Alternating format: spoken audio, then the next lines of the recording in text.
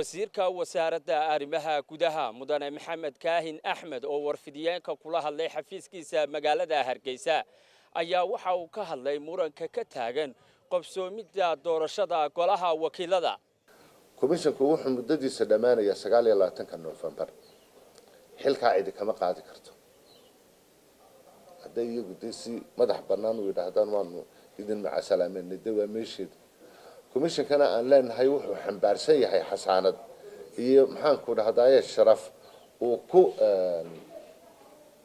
ku soo qabtay doorashadii inoogu dambeeyay oo ay naga istaahilaan inaynu si wanaagsan ugu mahadnaqno waynamadeenii hawl baynu dirnay hawl adag bay ahayd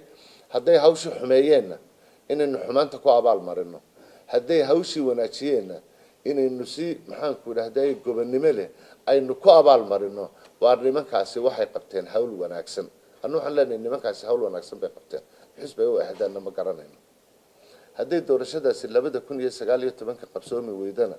dal ahaanna dhib bay inoogu tahay sharci ahaanna dhib bay inoogu tahay annagu waxaanu taaganahay doorashadii 2019 muddadii la qabtay hal lagu fuliyo waa kow komishanka muddada ay codsadeen 10 bilood ahaa oo inuu bisha Abriil imika maanta joogna 2 bilood ba already cunmay oo ka baxay labadii biloodna inay 8 bilood hadhay dib isugu soo celiyaan oo ay xilka ku qabtaan muddada 8 bilood laba dariiqo oo kaliya baa furan dariiqad saddexaad oo furan ma jirto labada dariiqo ee fuleen oo fasaxan oo sharciga waafaqsan kow waxa uu yahay komishanka waqtigiisa uu dhamaaday komishan cusub hal magacaabo waa dariiqo sharci oo furan aan cidna gaf ku ahayn komishankuna aanu tirsan karin oo iyaga waqtigoodii uu dhamaaday qodobka marka la qaato oo 29 November la joogo 13 Decemberna guurtigu waxay ku asteysay maalintii doorashadu dhacaysay 14 maalmood baa furan 14 maalmood baa furan haddii komishankeenani ay sidii doorashadii berigii dhaweyto madaxtooyada ay qabanayeen sidii rag ka tagay noqdaan oo muddadii 2 bilood ahaydna ay aad iyo aad 8 bilood kale u dhexgeliyaan oo isku cufaan oo diiwaangelintii codbixiyayaasha ay qabtaan marba sidii la isla waafaqo ee danta loo arko annaguna waanu qabna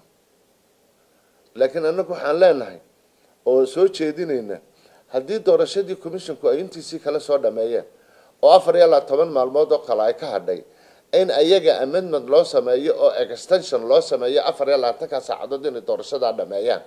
oo by the time ay natiijadii sameeyaan oo la yeeliyo faylashii iyo xilka inoo hayeen ay ururiyaan komishanka cusub ee lagu wareejiyana ay sameeyaan la intaan waxa qabsado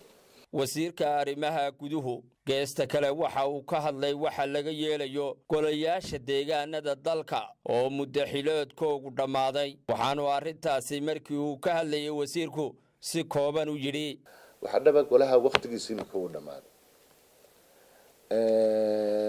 golahaas hadii uu maxaan ku dhahdaayay uu waqtigiisu dhamaaday waxa uu baahan yahay sifaha loo jihaynayo ee golahiisan sharciinta waqtigiisan dhamaaday dabadeed loo dhaqmaayo si yaro fudud in hadal la isaga yiraahdo ma noqonaysa waa golo dhan oo dalka ka shaqeeyay waxay u baahan tahay in sharciyada ay ku dhisan yihiin iyo dastuurka qaranka labadaba iyadoo la tixgelinayo in ay xukuumaddu markaa ka soo saarto go'aan sifaha dambe ee golahan muddo dhamaadkiisa uu dhaqmaayo waxa maxaan ku raahdaayay asaaskiisu noqonaya sharciyadiisu qodobka 110aad ee dastuurka qaranka iyo qodobka 103aad ee xeerka ismaamulka gobolada iyo degmooyinka ayay inta badan ku ururaysaa sharcigoodaasi waa labada dastuurka qaranka iyo xeerarka qaranka ka dheegmay ee la yiraahdo law sub number 23 xeerka 23 2001 ayaa aasaas u noqonaya marka arrintaasna waxa lagaga dhaqmaya xeerarkaas lagaga dhaqmaya maxamed kaahin axmed oo qaar ka mid ah warfidiyeekii shirkiisa jaraa'id ka qayb galay ay weydiiyeen su'aal la xidhiidha ganacsade axmed cismaan geelle oo maalmihii u dambeeyey wararkiisu ka soconayeen Somaliland kuwaasi oo la xidhiidhay in la dhiibayo waxa uu si kooban u yiri sida tan ma hayno